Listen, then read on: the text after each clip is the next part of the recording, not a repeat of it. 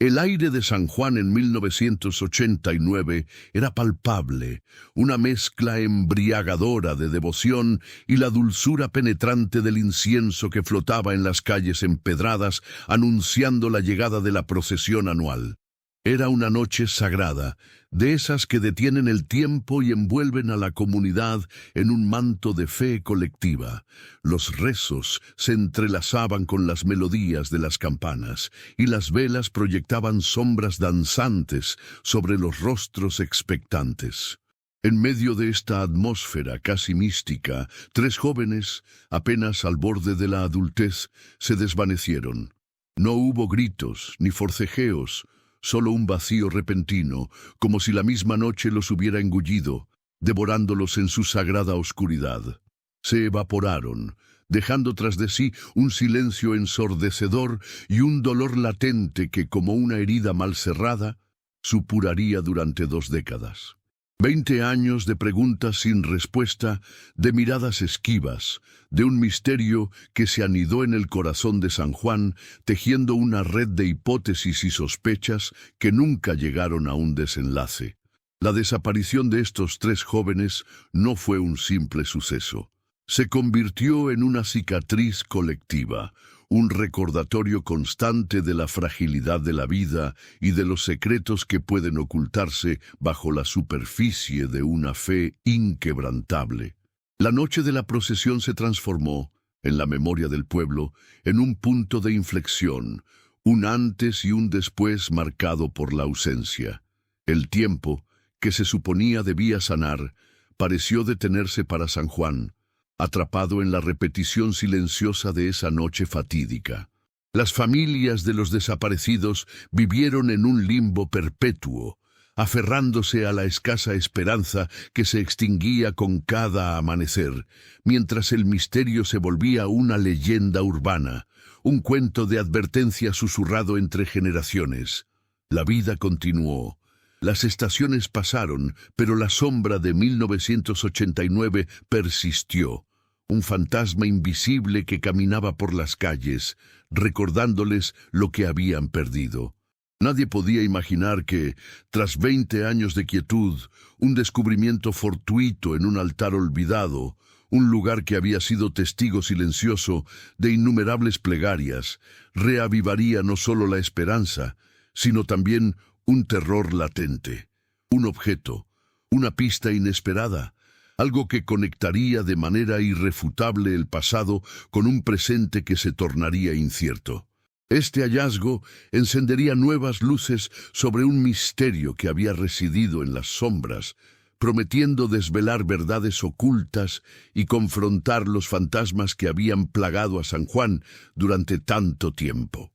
Nos adentraremos en la atmósfera densa y febril de este pueblo, exploraremos las profundidades de su fe, y desentrañaremos los secretos que se esconden en el corazón de esta tragedia que resurgirá de las sombras, invitándonos a un viaje visual y narrativo que nos sumergirá en la esencia de una comunidad marcada por la pérdida y una devoción que desafía el tiempo y la razón. Este no es solo un relato de desapariciones, es una exploración sobre cómo la fe, la comunidad y el tiempo interactúan con el misterio y el dolor, y cómo un solo objeto puede desatar una avalancha de recuerdos y verdades enterradas. La fe, esa fuerza intangible que ancla a comunidades enteras, a menudo se manifiesta en rituales y símbolos que trascienden la mera creencia. En San Juan, la procesión de 1989 no era solo un evento religioso, era la columna vertebral de su identidad comunitaria, un punto de encuentro donde lo terrenal y lo espiritual se entrelazaban de manera profunda. Los altares, esos pequeños santuarios domésticos o públicos, representan microcosmos de esta devoción, lugares donde la esperanza se deposita y las súplicas se elevan. El descubrimiento en uno de estos altares olvidados no fue un hallazgo casual, sino más bien el desenredo de un hilo suelto en el tapiz de la historia del pueblo. Imaginen un objeto, quizás una pequeña reliquia, un medallón desgastado, o incluso un fragmento de tela bordada con un significado particular. Este objeto, al ser encontrado, no solo evoca recuerdos, sino que también actúa como un catalizador, despertando la memoria colectiva dormida.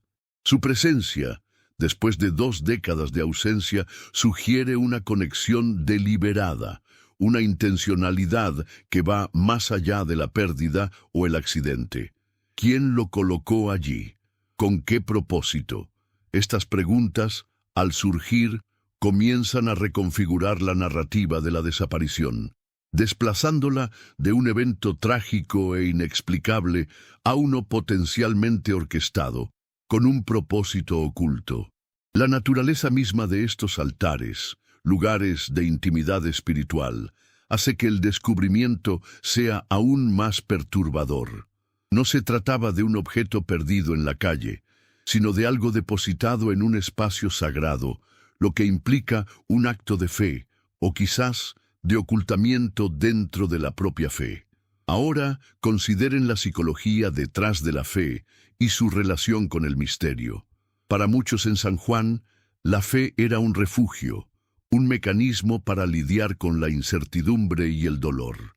La desaparición de los 3 jóvenes presentó un desafío monumental a esta fe, creando una grieta en la seguridad que ofrecían sus creencias. La falta de respuestas concretas obligó a muchos a buscar explicaciones en lo sobrenatural, en lo inexplicable, o peor aún, a culpar a fuerzas externas o internas sin fundamento. El descubrimiento del objeto en el altar rompe con esta inercia. No ofrece una respuesta completa, pero sí una pista tangible, un punto de partida para una investigación que había estado estancada durante 20 años. Es como si un faro solitario se encendiera en medio de una densa niebla, ofreciendo una dirección, aunque el camino siga siendo peligroso y desconocido. La implicación de un altar, un lugar de devoción, añade una capa de complejidad. Sugiere que la verdad podría estar entrelazada con las mismas prácticas religiosas que el pueblo veneraba. Quizás el objeto en sí mismo es un símbolo, un mensaje críptico dejado por alguien que deseaba ser encontrado, o que buscaba de alguna manera una forma de redención o justicia dentro del marco de su fe. La forma en que este objeto se revela, después de tanto tiempo, también merece atención. ¿Fue descubierto por casualidad o hubo una mano invisible guiando la búsqueda?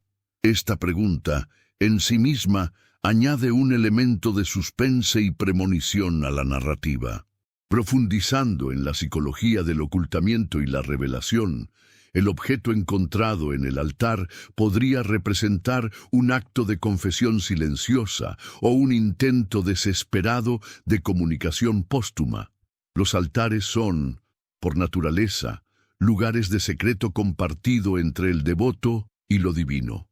Si este objeto fue colocado allí por una persona involucrada en la desaparición, fue un acto de depositar una carga, una forma de buscar perdón o de dejar una huella para que, eventualmente, la verdad saliera a la luz.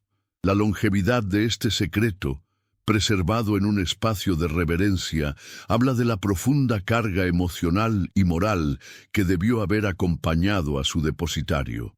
La fe, en este contexto, no solo se convierte en un consuelo, sino también en un cómplice involuntario de un secreto. El objeto, al ser desenterrado, actúa como un detonante, obligando al pueblo a reexaminar su fe y su historia. ¿Qué significaba realmente la procesión de 1989? ¿Era solo un telón de fondo para una tragedia o jugó un papel activo en ella? La presencia del objeto en el altar sugiere que las respuestas podrían estar más cerca de lo que se imaginaba, anidadas en los mismos pilares de su devoción. Es una confrontación directa con la idea de que incluso los lugares más sagrados pueden albergar las verdades más oscuras, y que la fe puede ser utilizada tanto para proteger como para ocultar. Además, consideremos el impacto psicológico de tener un misterio sin resolver anidado en el corazón de una comunidad. San Juan, a lo largo de 20 años, desarrolló mecanismos de supervivencia, la negación, la racionalización, la búsqueda de chivos expiatorios. La desaparición de los 3 jóvenes se convirtió en un trauma colectivo que, al no ser procesado, se manifestó en una especie de letargo emocional. El objeto encontrado actúa como un sacudimiento, obligando a la comunidad a despertar de ese letargo. La esperanza, que se había vuelto una llama tenue, se reaviva, pero con ella también resurge el miedo a lo que esa esperanza pueda desenterrar. El terror no proviene solo de la posibilidad de que algo terrible haya sucedido, sino también del temor a las consecuencias que el conocimiento de esa verdad podría acarrear para la estructura social y la reputación del pueblo. La fe, que antes era un manto protector, ahora podría convertirse en una lente a través de la cual se reevalúa todo, incluyendo la posible complicidad o negligencia de aquellos que ostentaban autoridad espiritual o comunitaria.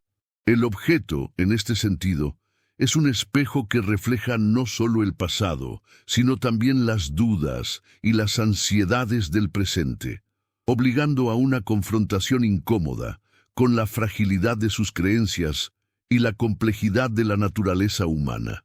El objeto descubierto, al ser una pista tangible, trasciende la mera reliquia para convertirse en un artefacto de memoria colectiva. Su hallazgo no solo reabre heridas, sino que también altera la percepción de la realidad que el pueblo de San Juan había construido durante 2 décadas. Ya no se trata de un vacío inexplicable, sino de un espacio que, hasta ahora, se creía inmaculado, pero que ahora se revela potencialmente manchado por el secreto.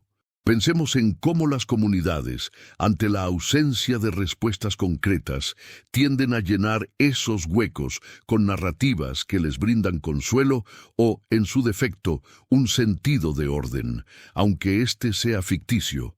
La aparición de este objeto desmantela esa construcción, obligando a una reconstrucción dolorosa pero necesaria de la verdad. Por ejemplo, una comunidad podría haber desarrollado la creencia de que los jóvenes fueron llamados por la divinidad, o que simplemente emigraron en busca de una vida mejor. Explicaciones que, si bien trágicas, evitan la confrontación con una posible maldad humana o una negligencia institucional. La pista, por el contrario, sugiere una intervención más terrenal, una cadena de eventos que pudo haber tenido cómplices o perpetradores dentro del propio tejido social. Adentrándonos en las implicaciones psicológicas de la revelación, es crucial entender que la fe, si bien puede ser una fuente de fortaleza, también puede convertirse en una herramienta de autoengaño colectivo. Cuando se deposita un objeto en un altar, se establece una comunicación silenciosa, una forma de externalizar una carga interna. Si este objeto fue colocado por alguien implicado en la desaparición, representa un acto de confesión velada, un peso que esa persona no podía seguir cargando sola, pero que tampoco se atrevía a confesar abiertamente. La naturaleza sagrada del altar actúa como un escudo, un lugar donde el pecador puede buscar redención sin exponerse al juicio humano. Sin embargo, la permanencia de este objeto durante 20 años, sin ser descubierto o sin que su depositario buscara una absolución más directa, habla de la profundidad de la culpa y del miedo a las represalias o al ostracismo social. El descubrimiento, por ende, no solo ilumina el pasado, sino que también revela la fragilidad de los mecanismos de defensa psicológica que San Juan había adoptado. Aunado a lo anterior, consideremos la dinámica del poder y la influencia dentro de una comunidad religiosa. Los altares no son meros objetos decorativos, a menudo representan puntos focales de autoridad espiritual y moral. Si el objeto descubierto proviene de un círculo cercano a quienes ostentaban poder dentro de la iglesia o la estructura comunitaria, las implicaciones se vuelven aún más complejas. Podría sugerir no solo la participación de un individuo, sino una posible conspiración o encubrimiento orquestado desde las esferas de influencia. La fe, en tales circunstancias, puede ser pervertida para proteger intereses o para silenciar verdades inconvenientes. La presencia de la pista en un lugar tan emblemático como un altar podría ser una forma indirecta de señalar que las respuestas no se encuentran en las plegarias superficiales, sino en la estructura misma de la devoción y en las personas que la dirigen. Por otra parte, es fundamental analizar el impacto del objeto como catalizador de la memoria traumática. La memoria colectiva de San Juan, marcada por la desaparición, se había convertido en una especie de memoria reprimida, una herida que, al no ser abordada, se manifestaba en síntomas difusos, una melancolía generalizada, una desconfianza latente, una sensación de que algo fundamental estaba roto. El objeto, al ser desenterrado, actúa como un detonante, obligando a la comunidad a revivir el trauma, pero esta vez con la posibilidad de una resolución. Sin embargo, esta reviviscencia no es automática ni universalmente bienvenida. Para algunos, la esperanza de encontrar respuestas se verá eclipsada por el terror de lo que esas respuestas puedan revelar sobre sus vecinos, sus líderes e incluso sobre sí mismos. El objeto entonces se convierte en un punto de inflexión, obligando a una confrontación con la verdad, por dolorosa que sea, y a una reevaluación de la fe que, hasta ahora, había servido como un escudo protector contra la dura realidad. El objeto descubierto en el altar de San Juan, al emerger de su letargo de 20 años, no solo actúa como un vestigio físico, sino también como un detonante de mecanismos de negación y racionalización colectiva. Durante 2 décadas, el pueblo ha erigido un muro de silencio y olvido voluntario, una estrategia de supervivencia ante la ausencia de respuestas. La fe, en este contexto, se ha transformado en un escudo protector, una forma de eludir la confrontación con la posibilidad de una verdad perturbadora. Ahora, este artefacto irrumpe en esa homeostasis cuidadosamente construida, obligando a los habitantes a reexaminar las narrativas que han adoptado para dar sentido a la tragedia. Las explicaciones que antes parecían suficientes, un accidente, una fuga voluntaria o incluso intervenciones divinas, ahora se tambalean ante la evidencia tangible. Por ejemplo, es posible que algunos miembros de la comunidad hayan desarrollado una aversión inconsciente a cualquier discusión sobre la desaparición, desviando la conversación o minimizando su importancia cada vez que surgía. La aparición de la pista puede generar una resistencia activa a la investigación, un deseo visceral de que el pasado permanezca enterrado. Profundizando en las dinámicas de la memoria colectiva y el trauma no resuelto, la presencia del objeto fuerza una confrontación con lo que se conoce como memoria fantasma. Esta memoria no se manifiesta en recuerdos claros, sino en una atmósfera de inquietud, una sensación de incompletitud que impregna la vida del pueblo. La fe, en su intento por llenar este vacío, pudo haber generado rituales o supersticiones que, aunque bien intencionados, perpetuaban la falta de resolución. Quizás se establecieron conmemoraciones anuales que, si bien honraban a los desaparecidos, evitaban ahondar en las circunstancias de su ausencia. El objeto, al ser una pieza concreta del rompecabezas, desmantela esta estrategia de afrontamiento indirecta. Ahora, la comunidad se ve obligada a confrontar el trauma de manera más directa, lo cual puede ser, paradójicamente, un paso necesario para la sanación, aunque inicialmente desestabilizador. Consideremos cómo, en este punto, el descubrimiento podría generar divisiones, algunos impulsados por la esperanza de la verdad, otros paralizados por el miedo a sus implicaciones. Además, es crucial considerar el rol del objeto como símbolo de la fragilidad de la certeza. San Juan había construido su identidad en torno a una fe sólida y a la aparente estabilidad de sus tradiciones. La desaparición de los jóvenes introdujo una grieta en esa certeza, pero la falta de una explicación concluyente permitió que la fe actuara como un parche provisional. El objeto, sin embargo, actúa como una lupa, magnificando las inconsistencias y las preguntas sin respuesta. Podría, por ejemplo, ser un objeto personal de uno de los desaparecidos que, de alguna manera, se relaciona con un acto específico de la procesión o con un lugar particular que hasta entonces se consideraba inocuo. Este tipo de conexión directa con el evento central de la desaparición desestabiliza cualquier narrativa que haya evitado la responsabilidad o la investigación exhaustiva. La fe, que antes ofrecía consuelo, ahora puede ser vista como una lente a través de la cual se reexaminan las acciones y las omisiones de aquellos que ostentaban autoridad o influencia. Finalmente, examinemos la arquitectura psicológica de la culpa y la complicidad tácita.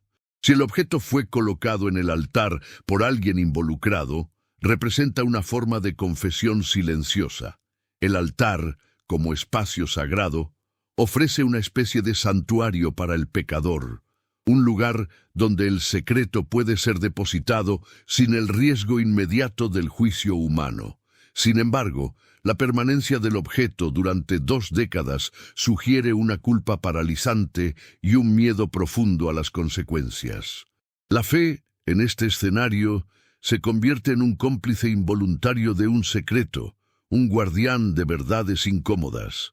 El descubrimiento, por lo tanto, no solo ilumina el pasado, sino que también revela la complejidad de la psique humana, la forma en que el miedo y la culpa pueden coexistir con la devoción, y cómo incluso los espacios más sagrados pueden albergar las sombras más oscuras. La comunidad se enfrenta ahora a la posibilidad de que la verdad no solo se encuentre en un objeto, sino también en las historias no contadas de sus propios miembros. La revelación del objeto en el altar no solo desentierra un secreto, sino que también pone de manifiesto la intrincada red de influencia social y la presión de grupo que operaba en San Juan, especialmente en el contexto de una comunidad cohesionada por la fe. Durante 20 años, la ausencia de los jóvenes se convirtió en un punto ciego colectivo. Cualquier voz que intentara indagar más allá de lo aceptado socialmente, cualquier sospecha que rozara la incomodidad, era rápidamente sofocada por la mayoría. Pensemos en cómo, en un pueblo pequeño, la opinión pública y el temor al ostracismo pueden ser fuerzas poderosas.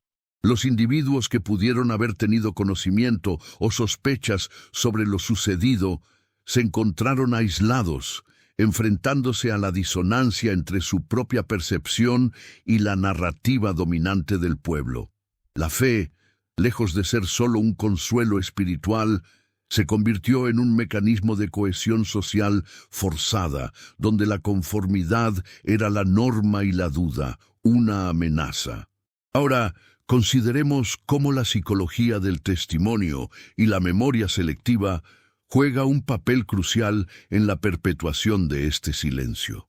Es plausible que varias personas hayan presenciado fragmentos de la verdad esa noche, o hayan tenido encuentros posteriores con individuos que parecían actuando de manera sospechosa. Sin embargo, ante la presión social y el deseo de mantener la paz comunitaria, estos recuerdos pudieron haber sido reprimidos, alterados o simplemente olvidados. La mente humana, especialmente bajo estrés o en un entorno de fuerte cohesión grupal, tiende a priorizar la estabilidad sobre la confrontación. Por ejemplo, un testigo que vio a uno de los jóvenes hablando con una figura respetada del pueblo esa noche podría haber racionalizado la interacción como una conversación inofensiva, ignorando las señales de tensión o urgencia que ahora, con la aparición del objeto, podrían adquirir un significado completamente diferente. La memoria selectiva permite a los individuos enfocarse en los aspectos de un evento que son más compatibles con la visión del mundo del grupo, descartando la información discordante. Además, es vital analizar el impacto de la autoridad religiosa en la configuración de la verdad oficial. En una comunidad profundamente religiosa como San Juan, las figuras eclesiásticas a menudo ostentan una gran autoridad moral y social. Si alguna de estas figuras tuvo conocimiento o estuvo involucrada, la presión para mantener el silencio se habría magnificado. Las confesiones, los sermones y las interacciones privadas dentro del ámbito religioso podrían haber sido utilizados, de manera consciente o inconsciente, para moldear la percepción pública y disuadir cualquier investigación formal. La fe, en este sentido, puede ser manipulada para proteger reputaciones o para encubrir actos que van en contra de los principios que predica. La aparición del objeto en un altar, un espacio sagrado, podría ser interpretada como un desafío directo a esta autoridad, una señal de que la verdad ha emergido a pesar de los intentos de supresión. Por último, reflexionemos sobre la dinámica de la verdad emergente y la erosión de la confianza.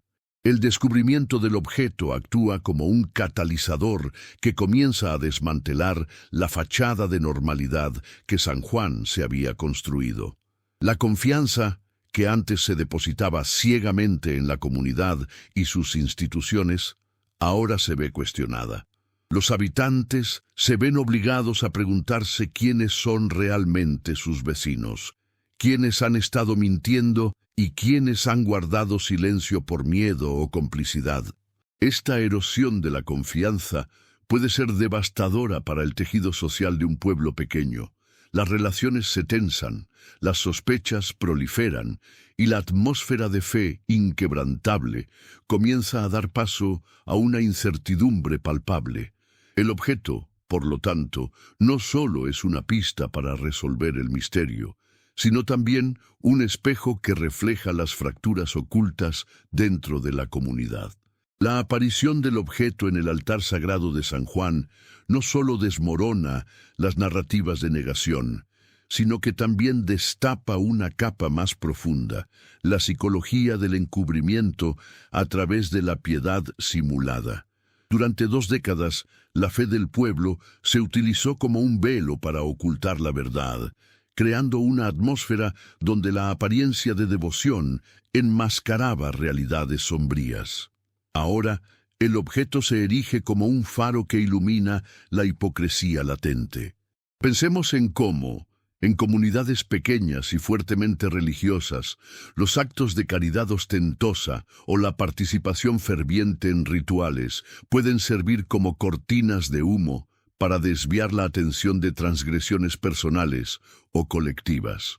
Es probable que algunos individuos, movidos por el remordimiento o por una estrategia calculada, hayan utilizado su piedad como escudo, participando activamente en las conmemoraciones anuales mientras guardaban un secreto devastador. Este objeto, al ser descubierto en un lugar tan íntimo como un altar, sugiere que incluso los actos de fe más personales y privados podían estar teñidos de una agenda oculta. La comunidad, al enfrentar esta revelación, se ve obligada a cuestionar la autenticidad de sus propias muestras de devoción y a discernir entre la fe genuina y la fachada de piedad. Además, la investigación que se desprende de este hallazgo debe considerar la arquitectura de la complicidad tácita y la difusión del rumor controlado. Es improbable que un secreto de tal magnitud se haya mantenido sin la aquiescencia, consciente o inconsciente, de un círculo más amplio. Los rumores, hábilmente orquestados o simplemente permitidos, pudieron haber servido para sembrar distracciones, desviar las sospechas hacia chivos expiatorios y, en última instancia, proteger a los verdaderos implicados. Imaginen cómo una conversación casual en la plaza del pueblo, aparentemente inocua, podría contener semillas de desinformación sembradas deliberadamente para confundir cualquier intento de investigación. El objeto en el altar, al ser una pista concreta, actúa como un ancla que permite a los investigadores diferenciar entre el ruido de los rumores y la señal de la verdad. La comunidad se enfrenta ahora a la tarea de desentrañar qué parte de su historia compartida fue construida sobre cimientos de mentiras y qué testimonios, si los hubo, fueron silenciados o distorsionados. Profundizando en la psicología de la culpa transmitida intergeneracionalmente, es posible que el secreto no solo haya afectado a quienes lo conocieron directamente, sino que también haya proyectado una sombra sobre las generaciones posteriores. Los hijos o nietos de aquellos que estuvieron involucrados o que conocieron la verdad podrían haber crecido en un hogar donde el tema de la desaparición era un tabú, o donde existía una tensión subyacente que nunca se verbalizaba. Esta carga emocional no expresada puede manifestarse de diversas maneras, desde una ansiedad generalizada hasta una fascinación morbosa por los misterios no resueltos. El objeto, al resurgir, podría activar en estas nuevas generaciones un deseo de comprender el pasado de sus familias y de su comunidad, empujándolas a cuestionar las historias que les han sido contadas. La fe, en este contexto, puede haberse convertido en un mecanismo para intentar expiar culpas ancestrales, o por el contrario, en una forma de perpetuar la tradición de ocultamiento, manteniendo la apariencia de inocencia. Finalmente, debemos examinar la influencia del objeto como catalizador de la confrontación con la propia mortalidad y la fragilidad de la vida. La desaparición de 3 jóvenes en la cúspide de sus vidas sirve como un recordatorio brutal de la transitoriedad de la existencia. Durante 20 años, San Juan pudo haber evitado conscientemente esta reflexión, aferrándose a la rutina y a la fe como antídotos contra la ansiedad existencial. Sin embargo, el objeto, al ser un vestigio tangible de ese evento trágico, obliga a una confrontación directa con la impermanencia. Ahora, los habitantes se ven empujados a reflexionar sobre el significado de sus propias vidas, el legado que dejarán y la posibilidad de que su propia paz se construya sobre verdades incómodas. La fe, en este escenario, se transforma de un refugio contra la muerte a un catalizador para una apreciación más profunda y quizás más sombría de la condición humana. La aparición del objeto en el altar, además de desmantelar las narrativas de negación, revela una capa más sutil, pero igualmente potente: la arquitectura de la complicidad tácita y la difusión del rumor controlado. Durante 2 décadas, San Juan ha operado bajo un manto de silencio, un pacto implícito que ha permitido que la verdad permanezca enterrada. Es poco probable que un secreto de tal magnitud se haya mantenido sin la aquiescencia, consciente o inconsciente, de un círculo más amplio de la comunidad. Los rumores, hábilmente orquestados o simplemente permitidos por inacción, funcionaron como herramientas de distracción, desviando las sospechas hacia chivos expiatorios y, en última instancia, protegiendo a los verdaderos implicados. Pensemos en cómo una conversación casual en la plaza del pueblo, aparentemente inocua, podría haber contenido semillas de desinformación sembradas deliberadamente para confundir cualquier intento de investigación. El objeto en el altar, al ser una pista concreta, actúa como un ancla que permite a los investigadores diferenciar entre el ruido de los rumores y la señal de la verdad.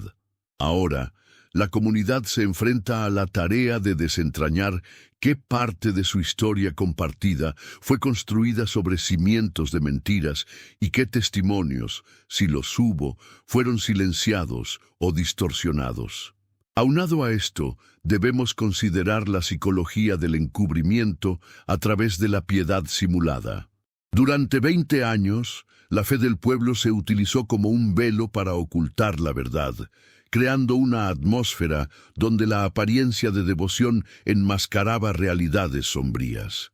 Es probable que algunos individuos, movidos por el remordimiento o por una estrategia calculada, hayan utilizado su piedad como escudo, participando activamente en las conmemoraciones anuales mientras guardaban un secreto devastador.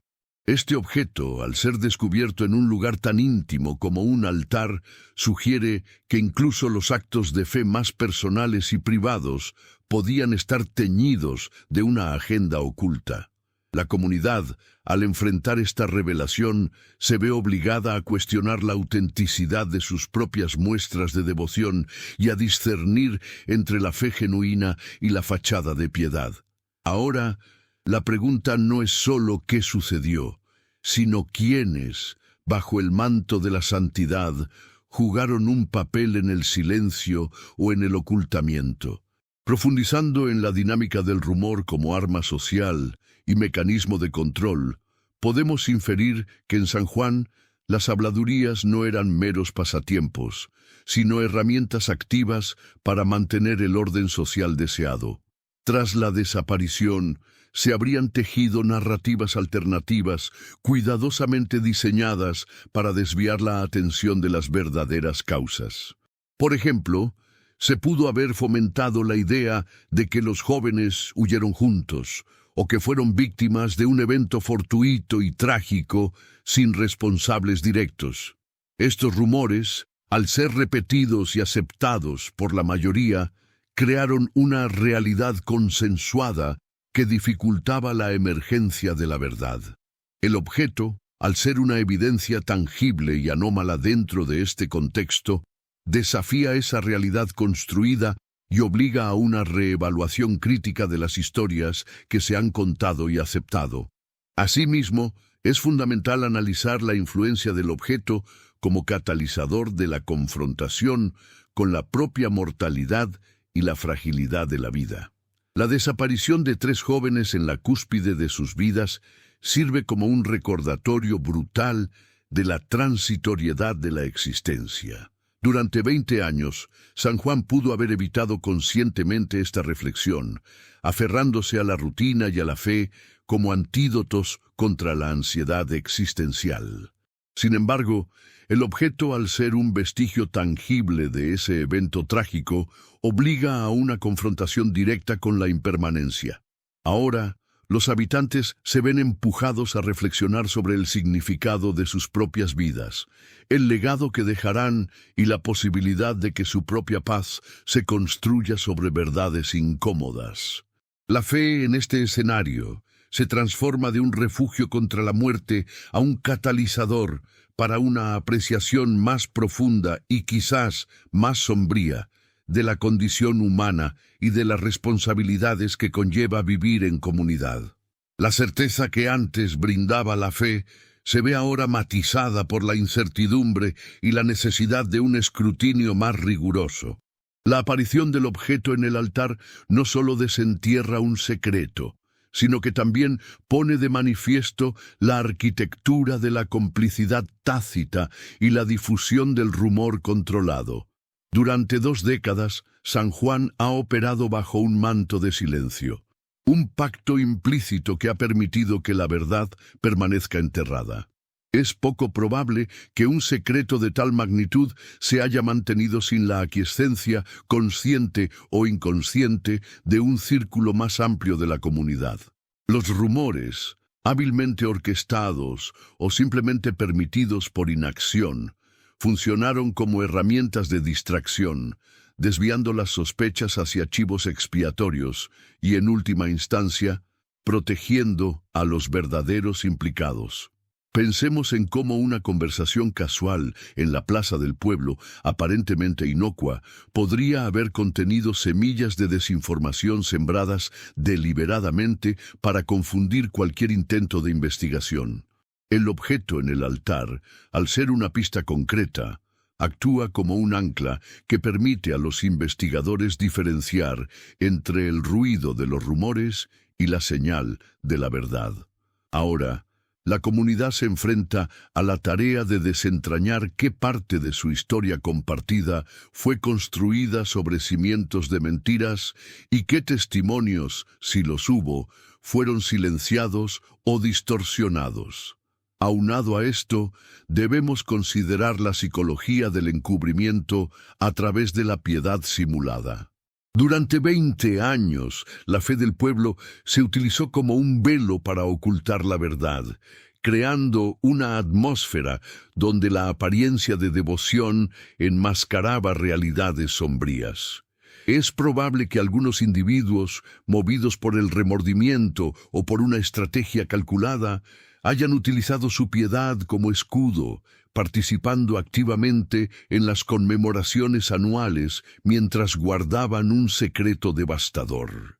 Este objeto, al ser descubierto en un lugar tan íntimo como un altar, sugiere que incluso los actos de fe, más personales y privados, podían estar teñidos de una agenda oculta. La comunidad, al enfrentar esta revelación, se ve obligada a cuestionar la autenticidad de sus propias muestras de devoción y a discernir entre la fe genuina y la fachada de piedad. Ahora, la pregunta no es solo qué sucedió, sino quiénes, bajo el manto de la santidad, jugaron un papel en el silencio o en el ocultamiento. Profundizando en la dinámica del rumor como arma social y mecanismo de control, podemos inferir que en San Juan las habladurías no eran meros pasatiempos, sino herramientas activas para mantener el orden social deseado. Tras la desaparición, se habrían tejido narrativas alternativas, cuidadosamente diseñadas para desviar la atención de las verdaderas causas. Por ejemplo, se pudo haber fomentado la idea de que los jóvenes huyeron juntos o que fueron víctimas de un evento fortuito y trágico sin responsables directos. Estos rumores, al ser repetidos y aceptados por la mayoría, crearon una realidad consensuada que dificultaba la emergencia de la verdad. El objeto, al ser una evidencia tangible y anómala dentro de este contexto, desafía esa realidad construida y obliga a una reevaluación crítica de las historias que se han contado y aceptado.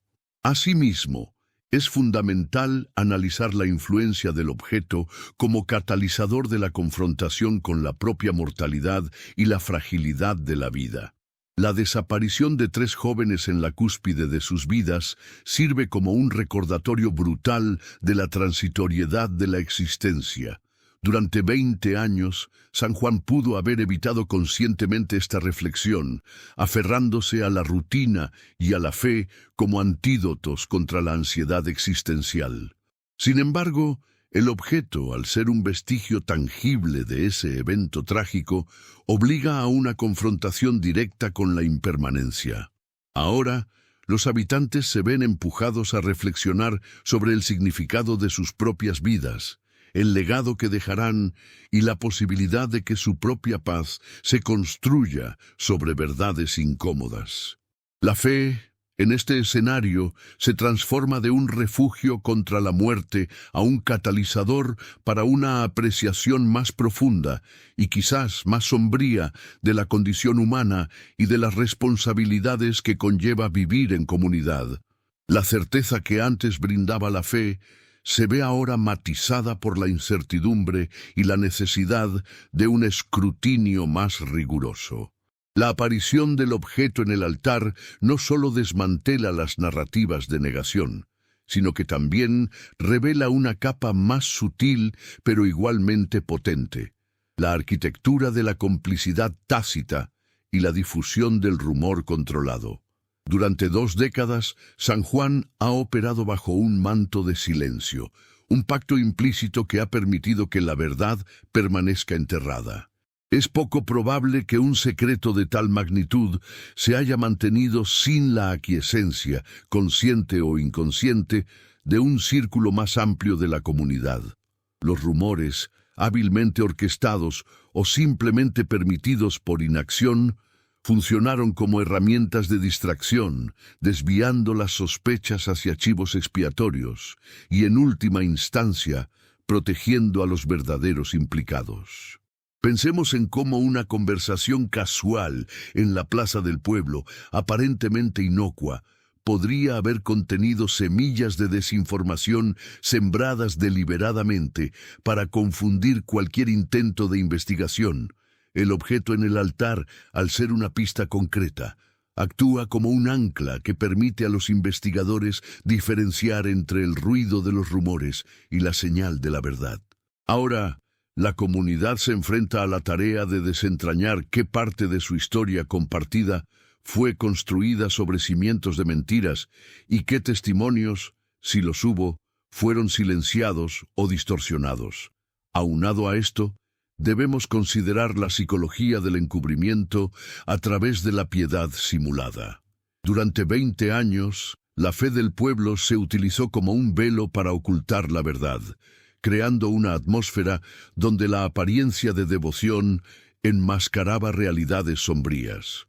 Es probable que algunos individuos, movidos por el remordimiento o por una estrategia calculada, hayan utilizado su piedad como escudo, participando activamente en las conmemoraciones anuales mientras guardaban un secreto devastador. Este objeto, al ser descubierto en un lugar tan íntimo como un altar, sugiere que incluso los actos de fe más personales y privados podían estar teñidos de una agenda oculta. La comunidad, al enfrentar esta revelación, se ve obligada a cuestionar la autenticidad de sus propias muestras de devoción y a discernir entre la fe genuina y la fachada de piedad. Ahora, la pregunta no es solo qué sucedió, sino quiénes, bajo el manto de la santidad, jugaron un papel en el silencio o en el ocultamiento. Profundizando en la dinámica del rumor como arma social y mecanismo de control, podemos inferir que en San Juan las habladurías no eran meros pasatiempos, sino herramientas activas para mantener el orden social deseado. Tras la desaparición, se habrían tejido narrativas alternativas, cuidadosamente diseñadas para desviar la atención de las verdaderas causas. Por ejemplo, se pudo haber fomentado la idea de que los jóvenes huyeron juntos o que fueron víctimas de un evento fortuito y trágico sin responsables directos. Estos rumores, al ser repetidos y aceptados por la mayoría, crearon una realidad consensuada que dificultaba la emergencia de la verdad. El objeto, al ser una evidencia tangible y anómala dentro de este contexto, desafía esa realidad construida y obliga a una reevaluación crítica de las historias que se han contado y aceptado. Asimismo, es fundamental analizar la influencia del objeto como catalizador de la confrontación con la propia mortalidad y la fragilidad de la vida. La desaparición de 3 jóvenes en la cúspide de sus vidas sirve como un recordatorio brutal de la transitoriedad de la existencia. Durante 20 años, San Juan pudo haber evitado conscientemente esta reflexión, aferrándose a la rutina y a la fe como antídotos contra la ansiedad existencial. Sin embargo, el objeto, al ser un vestigio tangible de ese evento trágico, obliga a una confrontación directa con la impermanencia. Ahora, los habitantes se ven empujados a reflexionar sobre el significado de sus propias vidas, el legado que dejarán y la posibilidad de que su propia paz se construya sobre verdades incómodas. La fe, en este escenario, se transforma de un refugio contra la muerte a un catalizador para una apreciación más profunda y quizás más sombría de la condición humana y de las responsabilidades que conlleva vivir en comunidad. La certeza que antes brindaba la fe se ve ahora matizada por la incertidumbre y la necesidad de un escrutinio más riguroso. Finalmente, considérese la resonancia psicológica del silencio forzado en la dinámica familiar y comunitaria. La prohibición implícita de discutir la desaparición no solo afectó las interacciones públicas, sino que también creó grietas silenciosas dentro de los hogares. Los padres de los desaparecidos vivieron con un dolor inarticulado, y aquellos que conocían la verdad o sospechaban de ella se vieron obligados a mantener un silencio que erosionaba sus relaciones. Imaginen un padre que, al ver el objeto, recuerda una conversación fragmentada con su hijo poco antes de la procesión, una conversación que, en su momento, pareció insignificante, pero que ahora adquiere un peso ominoso. Este silencio forzado, lejos de sanar, perpetúa el trauma, transmitiéndolo de generación en generación como una herencia invisible de dolor y desconfianza. Por ende, la investigación que ahora se inicia no solo busca desentrañar un crimen, sino también reparar el tejido social desgarrado por décadas de omisiones y verdades a medias. La intervención de la fe en la resolución de crímenes o en el encubrimiento de los mismos a menudo se manifiesta en la forma en que las instituciones religiosas manejan la información sensible. Más allá de los rumores y la piedad simulada, consideremos la gestión documental y el archivo eclesiástico como guardianes silenciosos de verdades olvidadas. Las parroquias, a lo largo de décadas, acumulan registros de bautismos, matrimonios, defunciones e incluso correspondencia privada. Estos documentos, a menudo custodiados en espacios poco accesibles y poco consultados, pueden contener pistas cruciales. En San Juan, tras la desaparición de los jóvenes, es plausible que ciertos miembros del clero o personal administrativo de la Iglesia hayan tenido acceso a información relevante, ya sea a través de confesiones. Aunque protegidas por el secreto, su conocimiento puede influir en acciones posteriores, o por la simple observación de actividades o individuos sospechosos durante los eventos de 1989. Por ejemplo, un libro de registro de visitas a la sacristía en la semana previa a la procesión podría revelar la presencia inusual de ciertas personas o anotaciones crípticas sobre asuntos urgentes que requerían la atención del párroco. Del mismo modo, correspondencia antigua entre diócesis o con otras parroquias podría aludir a inquietudes o situaciones delicadas que se estaban manejando discretamente. Desentrañar estos archivos, a menudo protegidos por protocolos de confidencialidad que pueden ser interpretados de manera flexible ante la evidencia de una injusticia grave, se convierte en una pieza clave. La resistencia a desclasificar o permitir el acceso a estos registros no siempre se debe a la complicidad directa, sino también a la preservación de la reputación institucional y al temor de reabrir viejas heridas que podrían desestabilizar la fe de los creyentes. Sin embargo, la aparición del objeto en el altar actúa como un detonante que podría justificar una solicitud formal para examinar estos archivos, apelando a la necesidad de verdad y justicia por encima de la preservación del status quo. Adentrándonos en un nivel más profundo, analicemos la influencia de la doctrina y la teología en la justificación del silencio o la acción encubierta. Ciertas interpretaciones teológicas, aunque minoritarias o debatidas, podrían ser invocadas para justificar la protección de la comunidad o de la institución por encima de la revelación completa de la verdad. Conceptos como el bien común o la salvación de las almas podrían ser retorcidos para argumentar que la divulgación de ciertos hechos causaría más daño que beneficio, al minar la fe colectiva o exponer a individuos inocentes a la condena pública. Pensemos en cómo, en el pasado, la Iglesia ha utilizado argumentos teológicos para justificar acciones que hoy consideramos moralmente cuestionables. En el contexto de San Juan, alguien con autoridad podría haber interpretado que el silencio prolongado era un mal menor para evitar un escándalo mayor que afectara la fe de las generaciones futuras.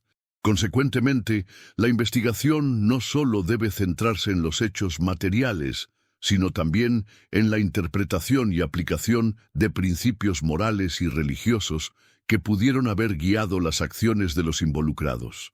¿Se invocó alguna doctrina específica para justificar la omisión o el encubrimiento? ¿Se argumentó que la verdad, en este caso particular, era perjudicial para la unidad de la comunidad o para la salud espiritual de sus miembros? Desentrañar estas justificaciones teológicas o morales es crucial para comprender la motivación detrás del silencio y la complicidad. El objeto encontrado puede ser el hilo conductor que lleve a la identificación de los individuos que bajo el amparo de su autoridad religiosa o su profunda fe, tomaron decisiones que perpetuaron el misterio y el dolor de San Juan. La fe, entonces, no solo se presenta como un contexto, sino como un factor activo y potencialmente manipulable en la historia de la desaparición. A medida que las capas de este intrincado tapiz se despliegan, se hace evidente que la fe, lejos de ser una fuerza monolítica, se entrelaza de manera compleja con las sombras de la duda y los silencios de la comunidad. Las resonancias de aquel aire denso de 1989, cargado de incienso y plegarias, ahora se perciben a través de un prisma distinto. Lo que antes podía parecer un velo protector, ahora se revela como un tejido intrincado, donde los hilos de la devoción coexisten con las hebras de lo oculto y lo deliberadamente silenciado. El eco de las campanas de aquella procesión, que resonó con fervor en las calles de San Juan, parece ahora portar consigo no solo la solemnidad de lo sagrado, sino también la resonancia de las verdades que, durante tanto tiempo, permanecieron arrinconadas en los márgenes de la memoria colectiva. La fe, que sostenía la estructura de la comunidad, se ve ahora confrontada por la necesidad de discernir entre la luz de la devoción genuina y las sombras que bajo su manto pudieron haberse gestado. Reflexionando sobre este periplo a través de las intrincadas veredas de San Juan, uno se adentra en la comprensión de cómo los símbolos y los rituales, pilares de la identidad comunitaria, pueden albergar tanto consuelo como interrogantes profundos. La urdimbre de las relaciones humanas, tejida con los hilos de la confianza y la expectativa, se revela ahora bajo una nueva luz, donde las lealtades y los silencios adquieren matices inesperados. Aquellas narrativas que, durante años, ofrecieron un aparente orden y cohesión, comienzan a mostrar las fisuras que la emergencia de lo tangible ha provocado. El camino hacia una comprensión más completa se vislumbra no como una línea recta, sino como un laberinto donde cada descubrimiento, cada revelación, nos acerca a un centro que, hasta ahora, permanecía esquivo. La fe, en su manifestación más profunda, nos invita a la introspección, a la confrontación de las verdades que a menudo preferimos no desenterrar, pero que para la sanación son indispensables. Al pivotar hacia la reflexión final, la convergencia de estas miradas nos permite vislumbrar un panorama donde el tiempo, ese supuesto bálsamo universal, se revela como un custodio de secretos y un catalizador de verdades latentes. Las atmósferas cargadas de devoción, las estructuras de poder que operan bajo el velo de la santidad y los murmullos que dan forma a la percepción colectiva, todo ello confluye en la comprensión de que la verdad, aunque esquiva, posee una fuerza ineludible. Es como si una corriente subterránea, invisible pero poderosa, hubiera estado moldeando el paisaje de San Juan, y solo ahora, con la emergencia de ciertas evidencias, su cauce se hace perceptible. La comunidad se encuentra ante la encrucijada de aceptar el peso de su historia, o de continuar navegando en las aguas de una fe que, si bien reconfortante, podría haber servido también como un escudo contra la cruda realidad de lo sucedido. La noche sagrada de 1989 en San Juan se cierne ahora no solo como un recuerdo de fe y tradición, sino como un espejo que refleja la intrincada danza entre lo divino y lo humano, entre la luz de la devoción y las sombras que, bajo su manto, pueden anidar. El incienso que flotaba en el aire, antaño símbolo de plegaria y elevación espiritual, hoy evoca también el aroma del secreto y la cautela. Las campanas que anunciaron la procesión, otrora mensajeras de solemnidad, ahora parecen tintinear con la urgencia de verdades que, tras 2 décadas de letargo, claman por ser escuchadas. La desaparición de 3 jóvenes no fue un mero evento trágico, sino el punto de quiebre que expuso la fragilidad de las certezas y la complejidad de la naturaleza humana, incluso dentro de los recintos más sagrados. La fe, ese faro que guía a las comunidades, se revela aquí no solo como un refugio, sino también como un lienzo sobre el cual se proyectan las luces y las sombras de la verdad, obligándonos a cuestionar la autenticidad de nuestras creencias y la profundidad de nuestros silencios. El objeto desenterrado de un altar olvidado no es solo una reliquia, es el susurro de un pasado que se niega a ser silenciado, la evidencia tangible de que incluso en los espacios de mayor reverencia, las historias no contadas pueden encontrar su camino hacia la luz. Nos enseña que la fe, cuando se convierte en un velo para ocultar o en una justificación para la inacción, pierde su esencia redentora y se transforma en un cómplice involuntario de la injusticia. San Juan, a través de este resurgimiento, se enfrenta a la tarea monumental de reconciliar su identidad espiritual con las realidades a menudo sombrías de su historia. La comunidad se ve empujada a un proceso de introspección colectiva, a desentrañar las capas de rumores, piedad simulada y complicidad tácita que se han tejido a lo largo de 20 años.